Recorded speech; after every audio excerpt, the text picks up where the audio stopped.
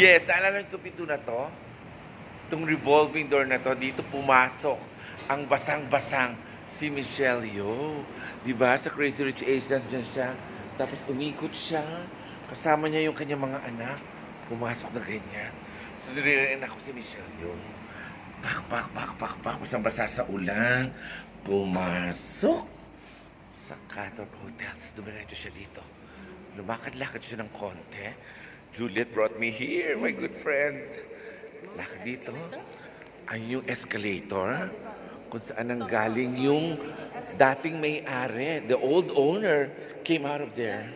Bumaba dyan sa elevator na yan. Tapos dito siya nagpunta.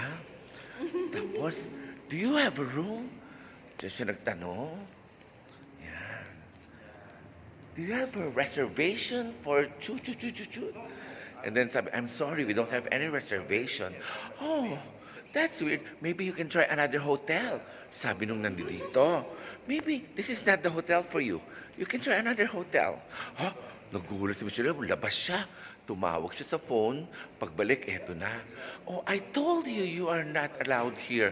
But no, siya pala ang may-ari na ng hotel na ito. Ito yon, dito nangyari yon. Ito yung eksena. At dito yung lumabas yung dating may-ari. Tapos sinabi, oh, she's the new lady of the house. Something like that. And after that, wala na. Naglakad na lang si Michelle Yeoh at sabi niya, maybe you should clean the floor. It's kind of wet. Oh, tapos pumasok na dito si Miss Michelle Yeoh sa Crazy Rich Asians. Dito pala ginawa sa Penang. Malay mo, malay ko, malay niya. Malaysia!